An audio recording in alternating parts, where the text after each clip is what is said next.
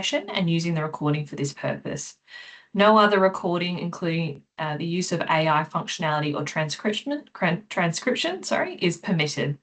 So we'll hand over to Group Manager of Onboarding Connections, Margarita Pimentel, to provide a welcome.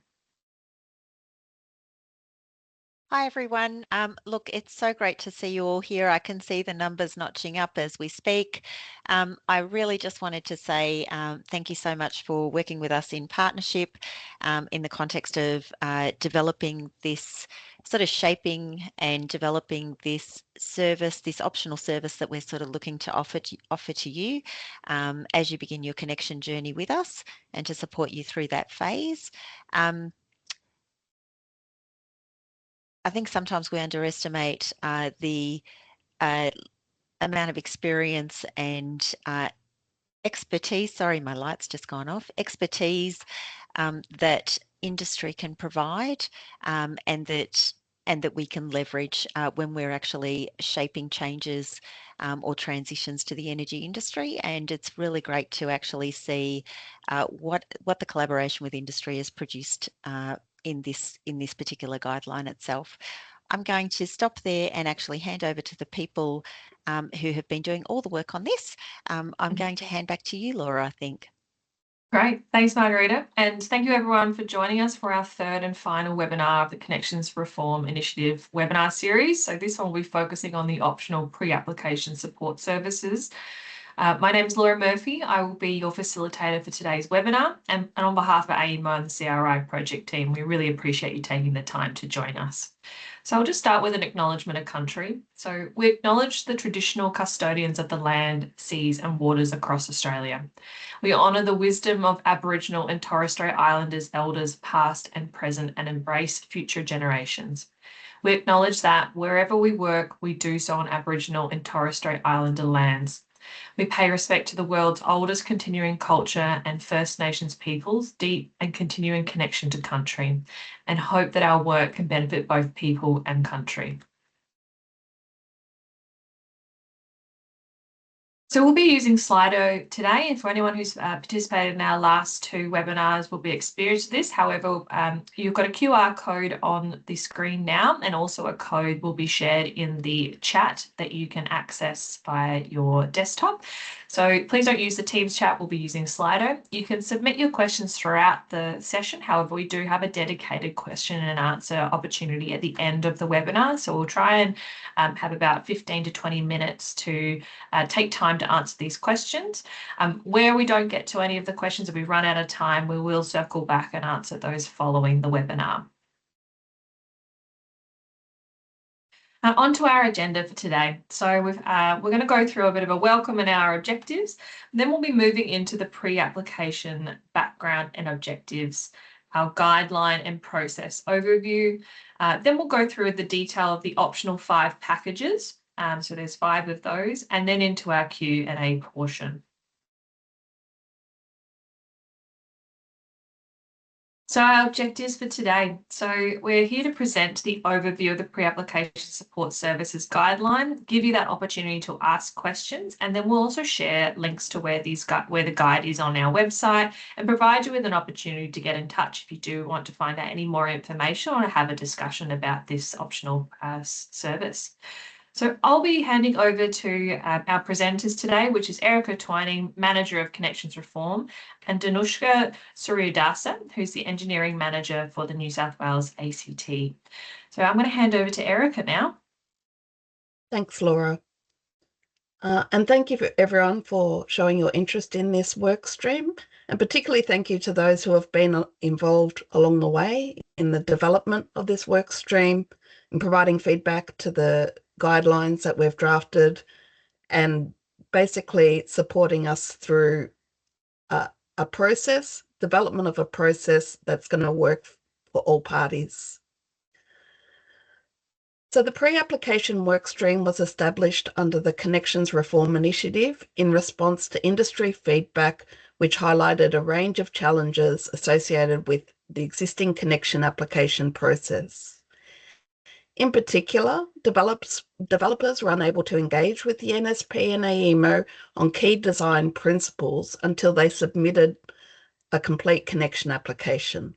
This meant that critical technical issues weren't identified until late in the process, which could result in extensive redesign and rework, and in some cases, a realization that the project was not viable in its current state.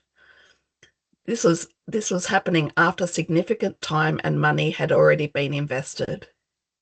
Also, developers were unable to procure long lead time items with certainty, which put the connection application very much on the project's critical path. It was recognised that a number of the NSPs were already offering a pre-application type service, either in a formal way or an informal way through the acceptance of incomplete application packages.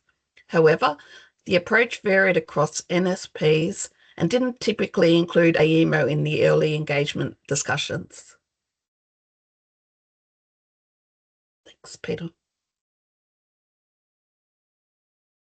The purpose of the pre-application workstream is to develop a structured framework for engagement with NSPs and AEMO between the connection inquiry and the connection application stages. The objectives of this framework include ensuring the system's security considerations are incorporated into the plant design, reducing uncertainty and risk for the developer, early identification and resolution of technical issues, reducing later rework, facilitating procurement of long lead time plant, ensuring model usability and robustness, and reaching in-principle agreement on key performance standards. So co-design on the pre-application framework began in 2023 when we held a number of CRI workshops to explore the concept of pre-application. A CRI focus group was established in 2024 to design the pre-application process based on the principles that were agreed in the workshops and to draft a pre-application guideline. The final guideline was published in December 2025 after extensive consultation with industry, NSPs, and AEMO.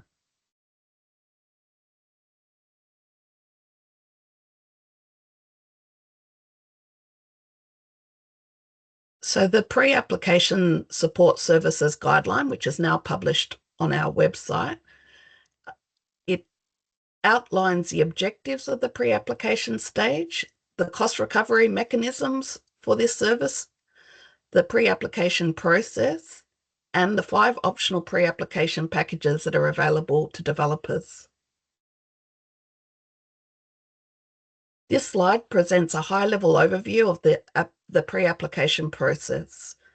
The process starts with a kick-off meeting between the developer, the NSP, and AEMO.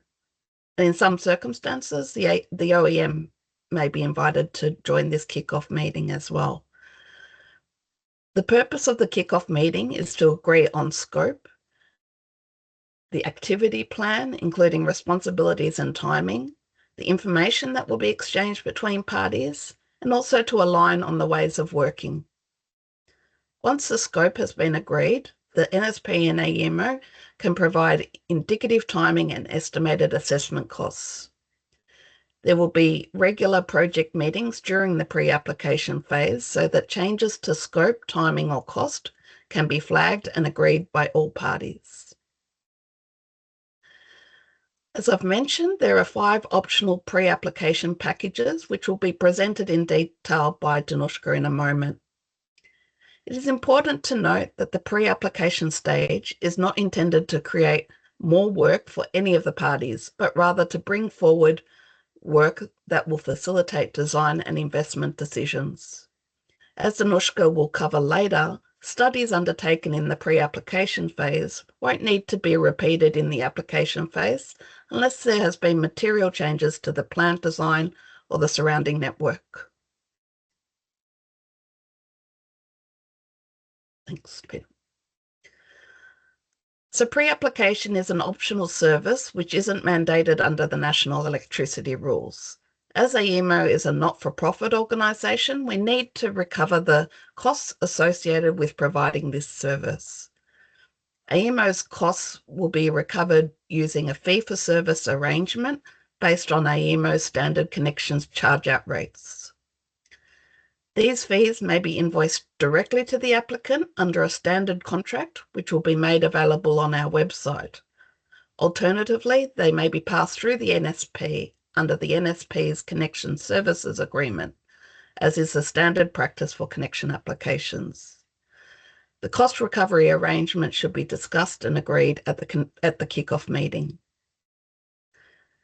Now I'm going to hand over to Danushka to outline the technical aspects of the 5 optional pre-application packages. Thanks, Erica. I guess as Erica mentioned, so we have 5 optional packages. So based on your circumstances, you can select from. So the first one is the preliminary design review. So the purpose of the preliminary design review is to have an early engagement on the design intent and also the risk reduction before you kick off your formal full application.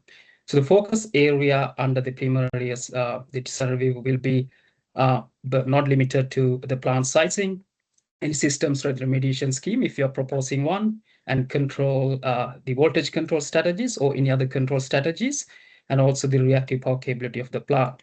So the intent of this, having this focus on this area, is to reduce any significant technical rework if any issue identified at a later stage of the package assessment. What are the inputs required from each parties for us to assess or kick off this preliminary design review? Firstly, from the applicants, to the expectation is to provide essential plant configuration and technical artifacts related to your proposed plant design. That could include your production unit details, reactive plant and their configurations, and also any system strength mitigation strategy. If you are not elected to pay, you might need to provide the system strength remediation scheme. So that could also form a part of your preliminary design. And also the preliminary control strategies like P-control, Q-control, or PFR. This is very specific or maybe very important in relation to if you're proposing a hybrid plant where the P-control, Q-control, and PFR can be sometimes challenging. And load flow models, site-specific load flow tune models may be required. And also they need to be tuned as per the SCR and the condition advised by your NSP. And the filter sizing, if applicable, and also will be an input to your preliminary design, and also the assessment of impact on the network voltages if you are selected to consider S52512 under the preliminary design review. And also the mode of operations, particularly in relation to your hybrid plant, is also form an important information. Part of the information that you'll be providing under this PDR or preliminary design review. From the NSP side, we would expect to get to know about any network augmentations or decommissioning or reconfigurations, because, for example, if you're cutting into, let's say, a major transmission corridor, so the sum of the reconfiguration may be required in order to maintain the power system or confirm the power system operability within the technical envelope. And also the committed projects around the electrical and vicinity and also the geographical proximity of the proposed point of connection, and also any special conditions that may need to take into account under this assessment. And also the participation of the existing special protection scheme like TRIP scheme or run back scheme. Your plant may be participating in those schemes. Is again something we can identify through the pre-engagement. And any network limitations likely to impact the reactive power requirements of your plant.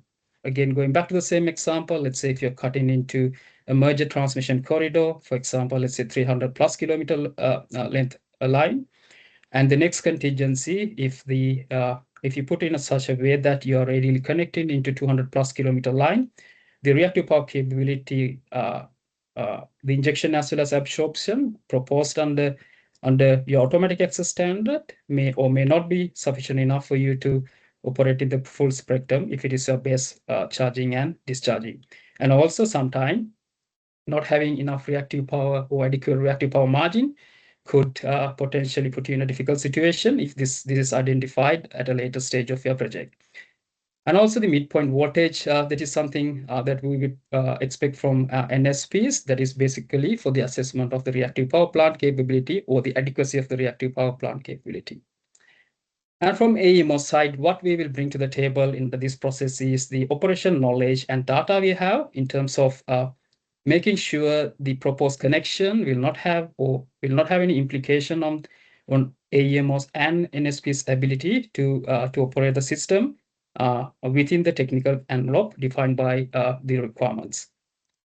And also any congestion information we can feed into the process, and also potential participation in the existing constraints or potentially having a new constraint imposed to maintain the power system security aspects. That is again something we can provide or feed into the information under this assessment. And also mainly for the hybrid plants, any options that you may have for the market registration. So basically the feedback on your market's registration aspect can be discussed and come into agreement in principle under the preliminary design review. And also we will bring our experience and expertise with different OEMs across NAME, and also any model issues that are known, and also having some solutions, or can be proposed some solution as a part of these discussions that we will be having at the preliminary design review stage. So what's the process? The process basically be based on the scope that Erica mentioned. So we will negotiate on the scope based on what you want to cover under the preliminary design review. And we will conduct the preliminary design review to confirm the plant design in general will not have any adverse system security impact. So we will coordinate with, as required, with AEMO internal groups such as congestion grid modeling operations to provide that information feedback into your design. That may be in relation to your reactive power capability, system strength considerations, as well as control strategy evaluation. As I mentioned, mainly for your hybrid plant, multiple technologies behind the point of connections, P control, Q control, and PFR compliance sometimes can be challenging. Outcome and the value proposition. As Erica mentioned, you will have a principal agreement for your basic plant design, including plant sizing, connection point configurations, reactive power capability, dynamic reactive power support, and system strength remediation scheme if proposed, and also the control strategies that I just mentioned. And value proposition will be, you will have a very good design refinement, and also ability to identify any risk associated with the design at an early stage, and de-risking or omitting the requirement of having to do multiple studies at a later stage or in the matured stage of your application. And you will have a streamlined process throughout this engagement through a solution tracker process, which I will be touched based on maybe later on this discussion. And also this will encourage the collaboration and transparency with all three parties. And next slide, please. So the second package we will have is the harmonic performance review. Again, the purpose of this package is to identify earlier any filter requirement in relation to your point of connection and in relation to your proposed plan. Having a filter capacitor behind a connection point will affect some performance standard. For example, is 5251, and also identifying a filter requirement at a later stage could impact on some of the assessment that you need to do. For example, for the S5251, 52515, where your filters need to be considered in service when conducting those assessments. And if you identify this one at a later stage, so there's a risk of requiring to revisit all those technical studies with a bit of more time spent at the expense of more time at the application stage, which is not ideal. What are the input? Again, this is just to mention, S5252 is not an AEMO advisory matter. What we offered under this package is more of a coordination and making sure the filters are identified and the clauses that I mentioned are not impacted at a later stage. Going back to the inputs from the connection applicant side, what we would expect is the input data and assumptions that you would probably used in relation to your harmonic studies, and also detailed load flow models of the connection and the plant emission information. And preliminary design of the filters, if your study outcome tend to highlight the requirement of a harmonic filters. And from the NSP side, so the NSP would use the harmonic polygons and harmonic allocations related to the proposed point of connection, and also background harmonic information if available. And also, so they will have an advice on the methodology for you to have the full assessment later stage. So as I mentioned, the process will be an NSP-led process, and so they will review the harmonic studies and the filter requirement under the process on this package.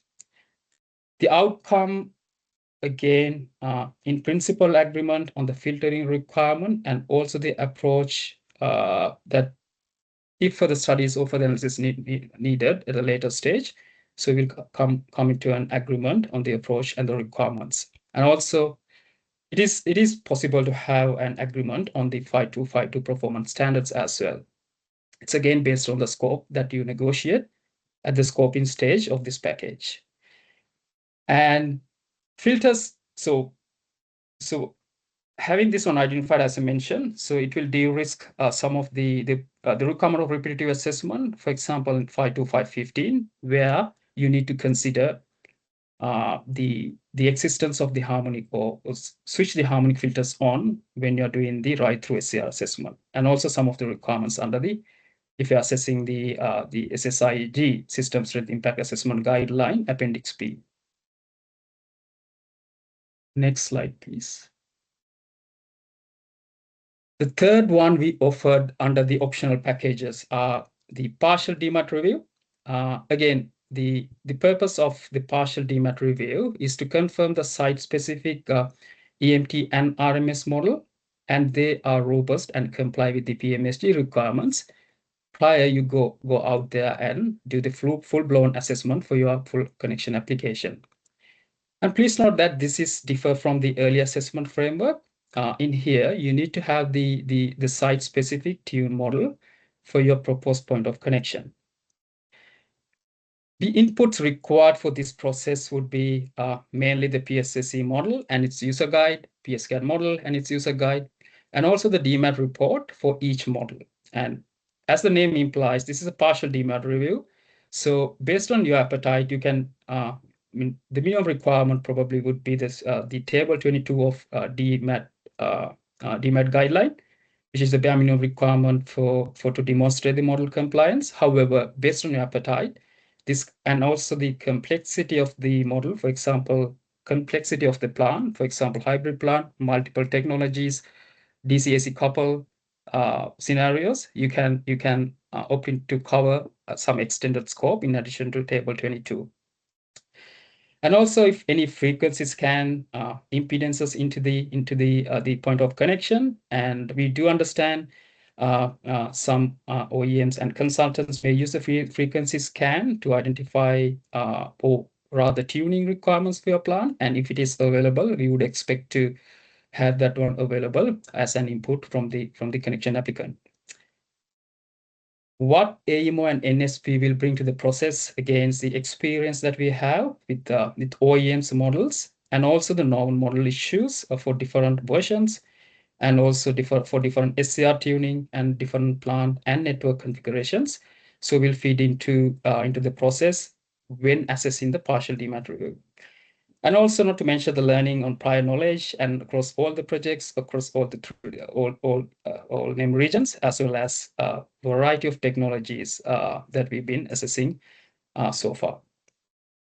Process will be a review and provide the feedback on the DMAT and study, and also the benchmarking adequacy of those models. So we have identified that basically in the connection application stage, if you identify inadequate benchmarking, that could potentially require more work.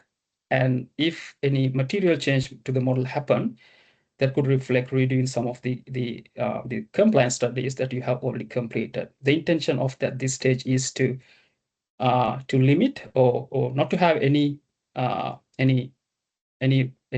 misalignments and any ripple effect following that. What's the outcome and value proposition you will have from this package? Again, will be confirmation on adequacy of tuning And this will be based on the frequency scan. That's something that we can leverage from AEMO side, like the frequency, the frequency analysis tool that I've been developing. And also you will have a good indication on the compliance on the Power System Modeling Guideline or PMSG, and also the DMAT requirements. And this will de-risk the full assessment, as I mentioned, and mainly but not limited to hybrid plants with multiple technologies with much more complications will benefit by de-risking your model robustness as well as the compliance with the PSMG. Next slide, please. The fourth package is the critical technical standards review. And again, the purpose is to assess the tune model and reach to an agreement on the controller design elements, tuning philosophies, and also the assessment methodology for key performance standard clauses. For example, S5253, S5254, S5255, 5A, and 52513, and 52515. Because these standards will carry more weights towards your application, and mainly maybe 5.5 and 5.13 and 5.15. So if you de-risk the model performance or the critical access standards, that kind of give you a very good indication that the application may not be in the critical path, as Erika mentioned.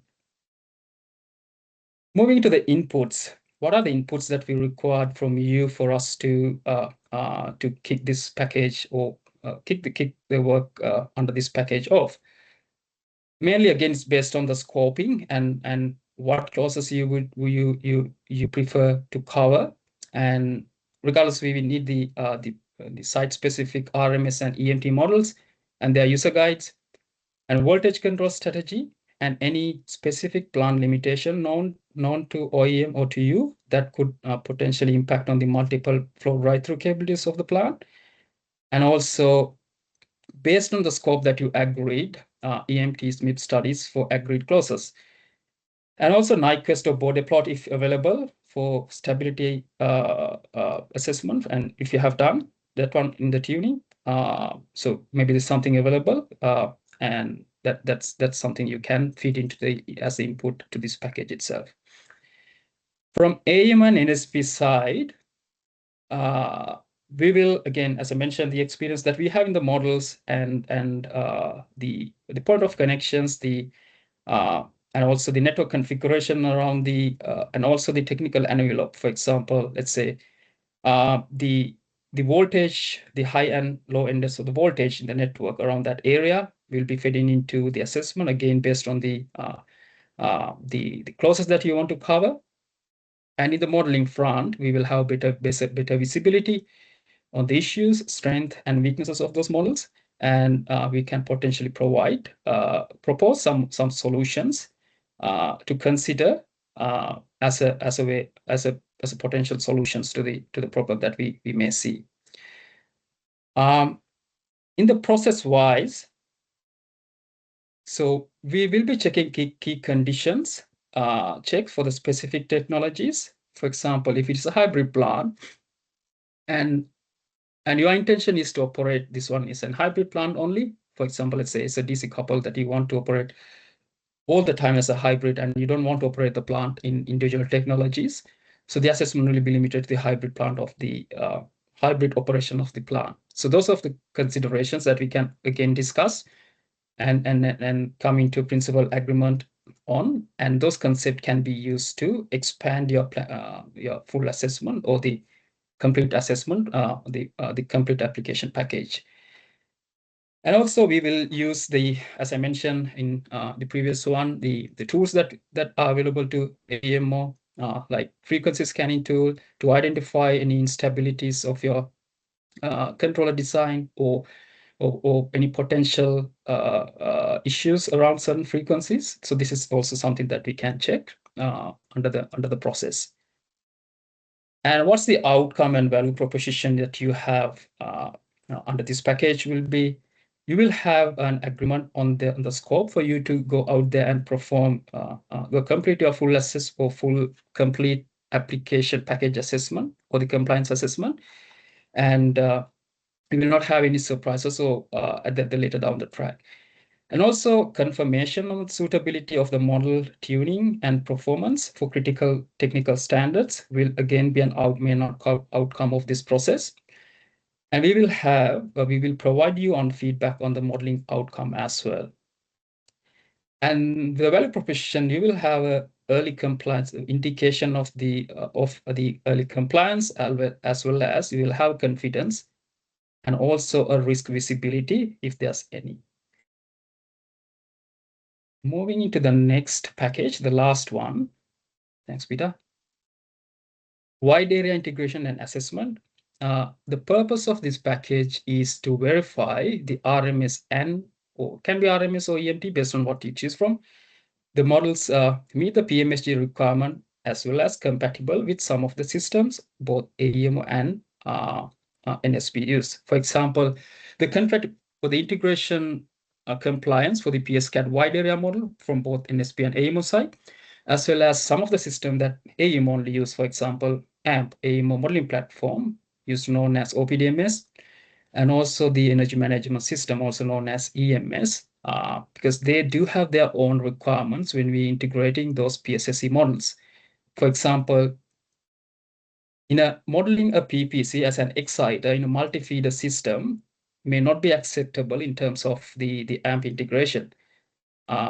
So this is something that not really related to the compliance assessment, but this is something to the model requirement. So this thing can be identified under this package. Excuse me. So what are the inputs that we required to commence work under this package? Mainly the tune, EMT, and RMS models and their rugs. From the AEMO side and the NSP, we will identify critical contingencies in reference to the point of connections that you are proposing. And also, we will confirm the satisfactory integration of the EMT model, as I mentioned, for both AEMO and NSP wide area PSCAD models, as well as they comply with the AMP integration requirements, and we can provide early indication of those and if there's any issue, so that you can go there and start making the models compliant before starting the full assessment or full compliance assessment. The process would be perform aggregate scope of wide area assessment. Typically, it will be a subset of prioritized contingencies that you or the NSP would normally propose under the full assessment or stability assessment at a later stage of the application. And also confirm the stability assessment for critical contingencies, and if issues identified, any instability issues or any performance or model quality-related issues identified, we will be providing the rapid feedback, so you can go and work with the OEM or consultant to resolve before kicking off your full connection compliance assessment.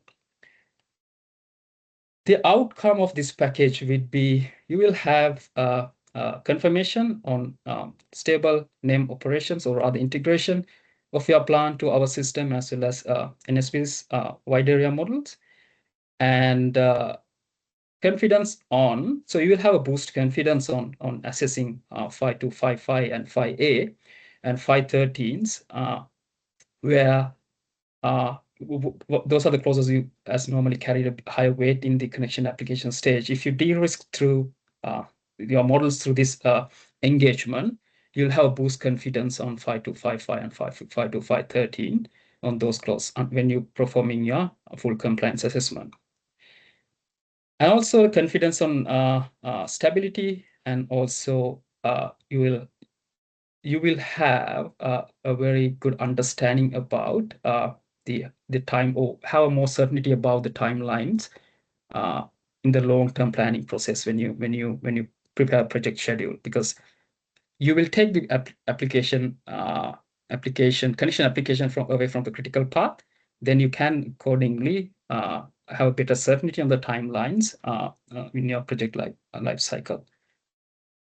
So those are the package that we offer, the optional package we offer under these services. And in general, what are the outcome? So as I've been talking in reference to each packages, so you'll have a principal agreement on the plant design and critical performance standards. Again, you can scope it out based on number of factors, the plant configurations, whether it's a hybrid or the operation scenario, and based on the SCR levels that you will see.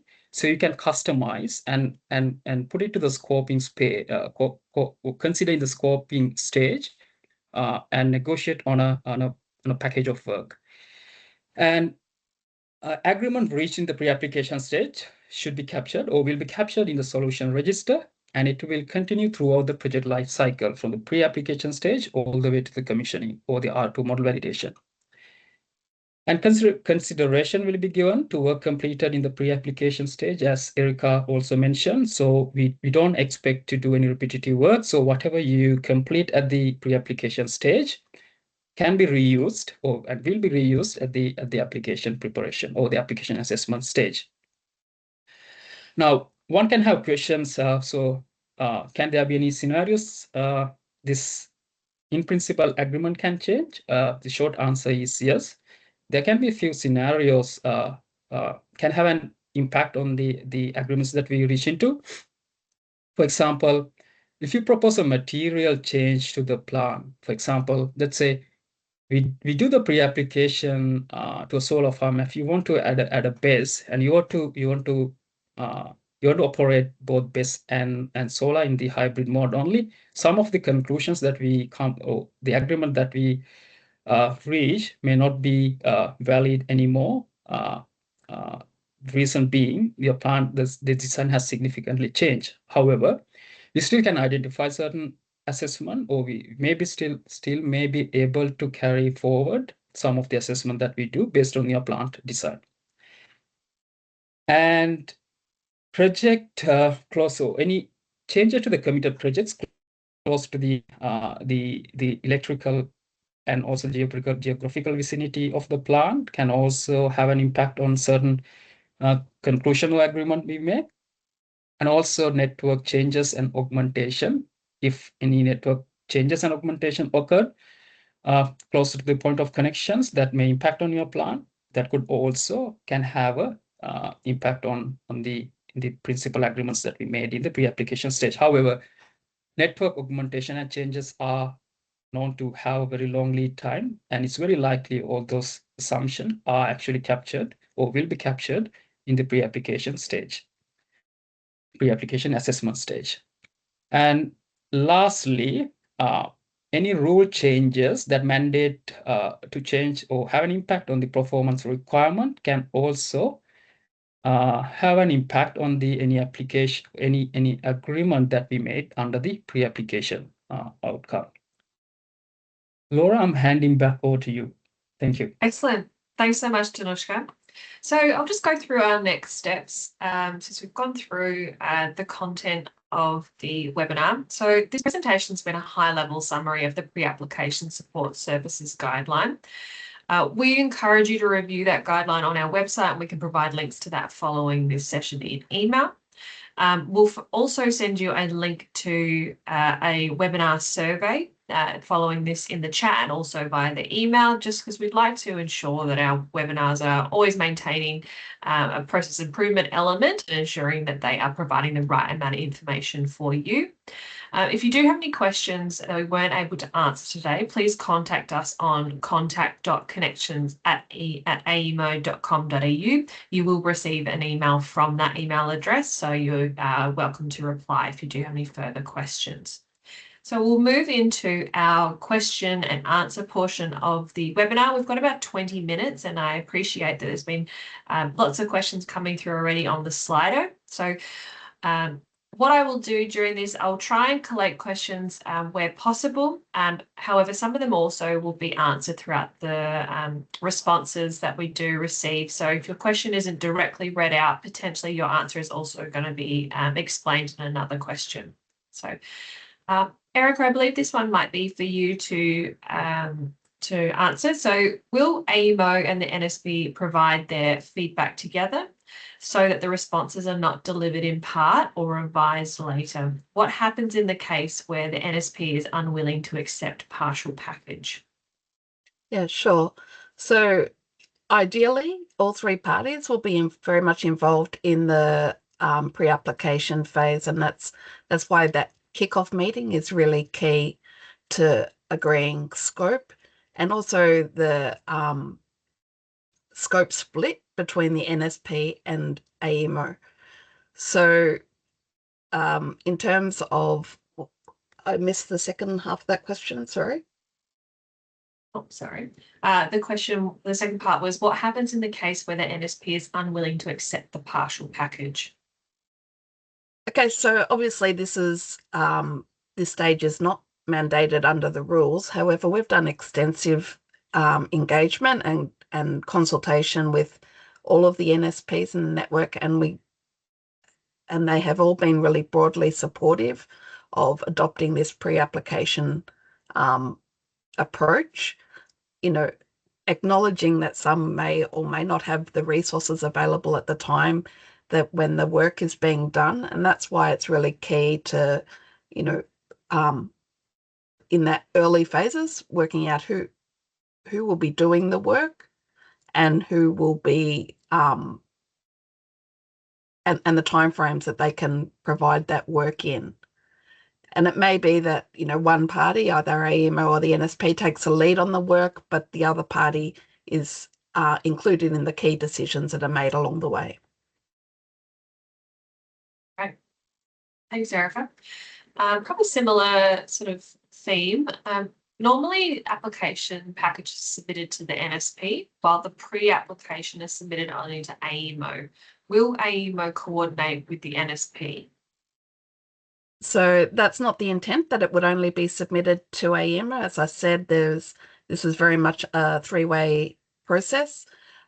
So assuming that the NSP is involved, the pre-application packages or information should be provided to both. And we're happy to work with the NSP on how best to coordinate and make that easiest for the applicants. If there are some scenarios where AEMO is providing a service that the NSP is not involved in, that can be provided directly to AEMO, but we will always give visibility to the NSP because they need to be agreeable to any decisions that are made. Right. With a question here that I've just sort of slightly rephrased. So under S5251, for the proposed NAS, is it the responsibility of the NSP or AEMO to determine that a proposed performance standard will not violate the system standards or system security? So I would say that yes, if a negotiated access standard is proposed, and AEMO or the NSP is concerned about the impact on system security, there should definitely be a discussion and provide some transparency about what those concerns would be.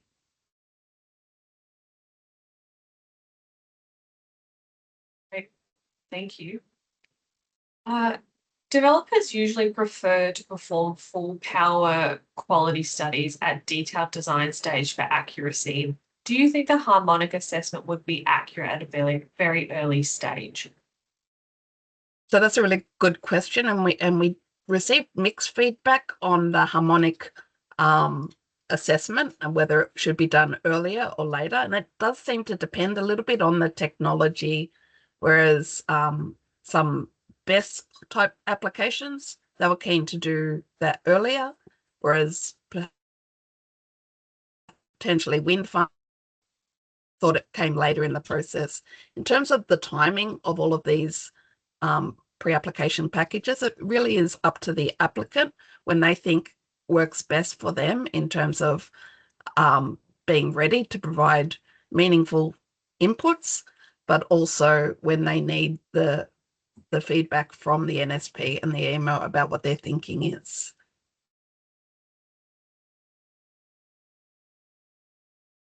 Thank you. So we have a question, I think Danushka, you'll be answering this one. So for S5 to 515, proponents are expected to demonstrate or justify tuning differences made for SSIA. If study is executed in pre-application, far more tuning changes can be anticipated.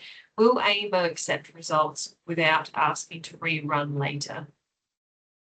Thanks, Laura. I think it depends. For example, let's say if we have seen is the applicants select to use the 515 clause to demonstrate the withstand SCR, because minimum requirement is 3. However, they combine this one with the or to demonstrate their self-remediation, for example, grid-forming batteries, and so the scope, the adequate scope is covered. For example, let's say if you need to demonstrate for 1.2, you might probably need to have a separate set of tuning just to show the compliance for S5 to 515 / the system strength impact assessment guideline requirement. So that is sufficient enough, and no further studies required at the later stage unless you are proposing to cover both S5 to 515 and the performance standard, all the other performance standard with one set of tuning. That could potentially have some further tuning requirement to compliance with the other GPS clauses that you're assessing for. It actually depends on what your approach is. But again, this is something that you can discuss and negotiate in the scoping phase, what your intention and what you're planning to do under those assessments. Thank you, Danushka.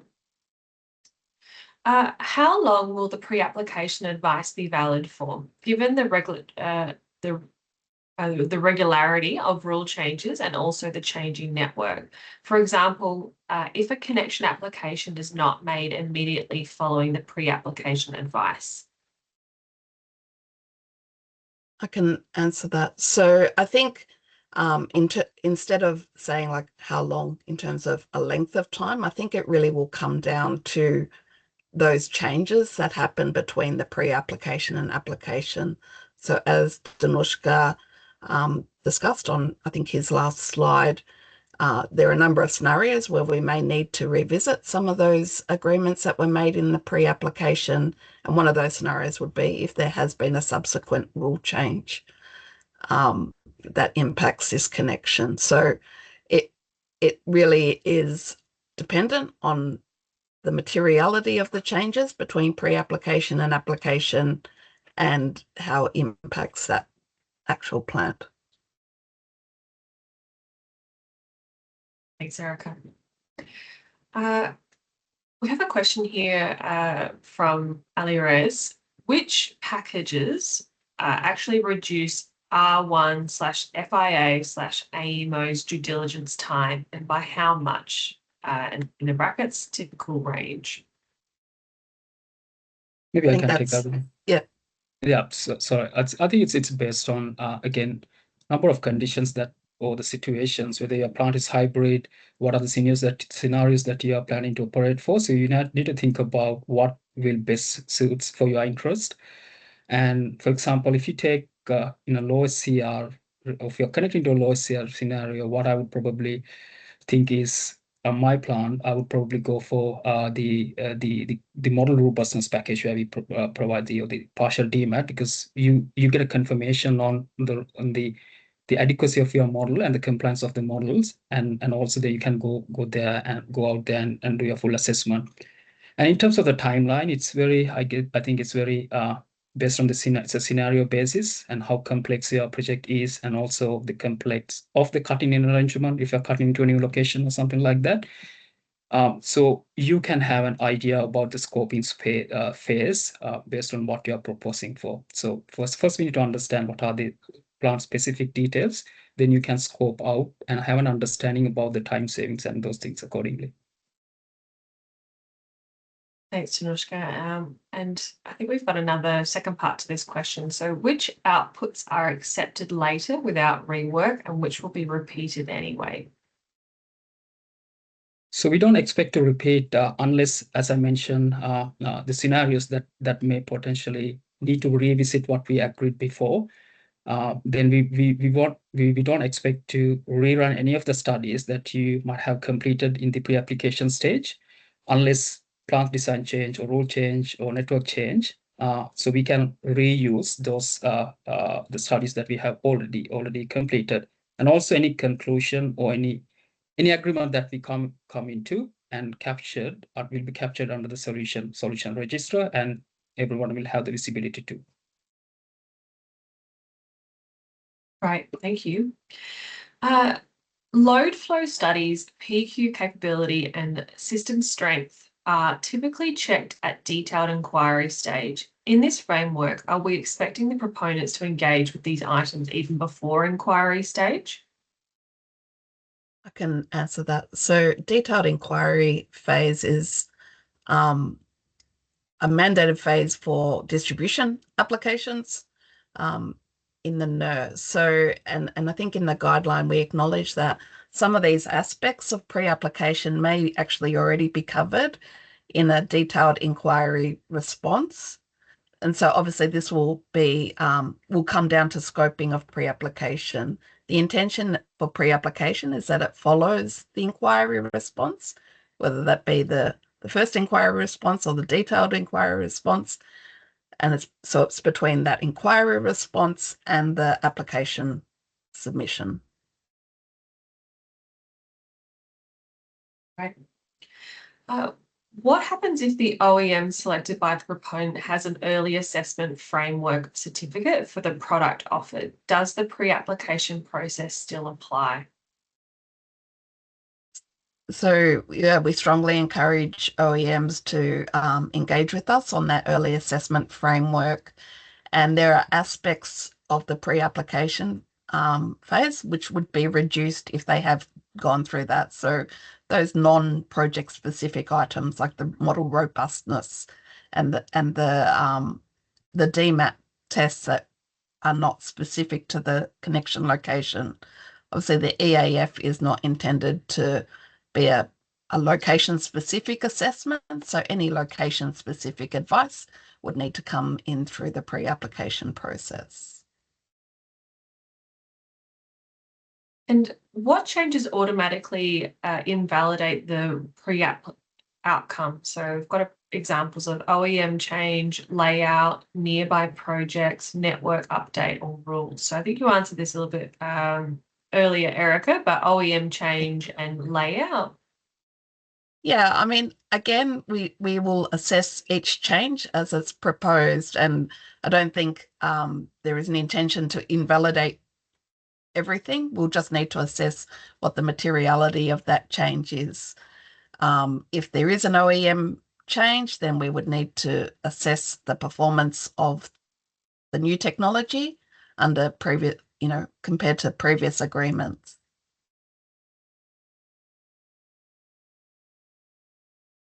And next question is, how will AEMO and the NSP record an agreed scope during the process so that at a later date the scope isn't subject to change? And is this required to provide certainty?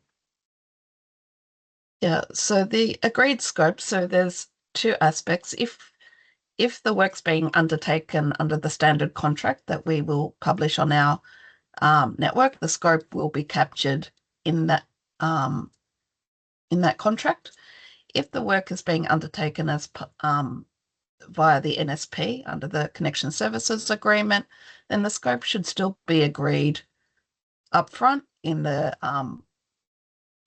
kickoff meeting and in the period that follows the kickoff meeting, and that should be documented either in a formal way or an informal way, such as through email, so that everyone's on the same page about what work is being done and who's doing it and what's required to initiate that work commencement. Thank you. And for Danushka, will the DMAT review or critical technical standards provide approval that the performance is acceptable and that doesn't need to be reviewed again? For the DMAT side, let's say, for example, if you agree on the minimum required DMAT and we de-risk your model in reference to DMAT requirement, that confirmation of the robustness will not require for you to rerun those studies again at the connection application stage.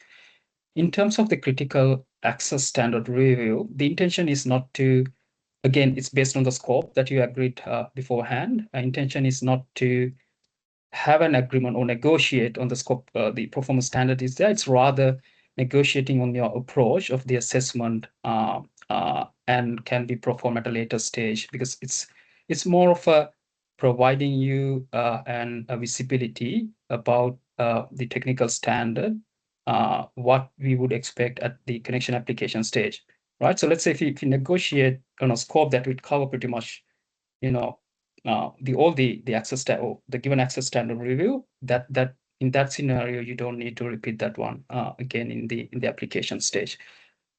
Tying back to the scope, it's based on what we agreed and cover in the scoping stage of the pre-application assessment.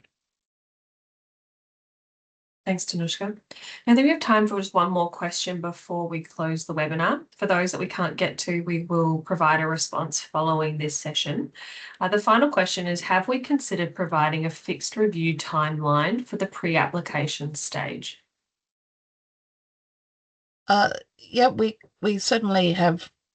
We did consider that, but given that the scope is very much up to the applicant, and the scope can vary really depending on a range of factors, the applicant's maturity, the technology, how robust the models are, and if they're new entrants.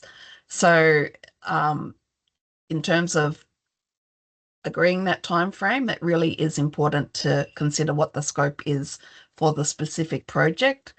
That said, you would expect response times in line with what's been agreed upfront and in line with the type of work that we would normally do for a connection application. Great, thank you, Erica. I might just ask one more question, just we've got 2 more minutes before we close. So what's the budget estimate and timeline for the pre-application assessment? So I think you've just referenced the timeline, but the budget estimate. So I believe we're going back to the cost. Yeah, and again, that will depend on the scope, and that's something that we should be able to give you an estimate based on the scope up front. But again, as anyone who's done a connection application, things change. Sometimes there are more iterations than were assumed. The project managers will endeavour to make sure that we give full transparency of the work being undertaken so that there's no surprises when the invoices arrive. Great. Thank you, Erica and Danushka. Thank you, everyone. We've come to a close of our webinar and the Connections Reform Initiative webinar series that we've hosted. We hope that they've been informative to you. What we'll be doing is providing an email with access to the relevant links for the pre-application guideline. We'll also be sending out access to the recordings following this session earlier next week. So you can access and review the NER 539, the commissioning guideline and toolkit, and in addition to this recording as well for those who were not able to attend, or if you'd like to review them again. So we really appreciate your attendance to these sessions and your involvement in the CRI. We hope to see you at our next webinar series. Thank you, everyone. Thanks all.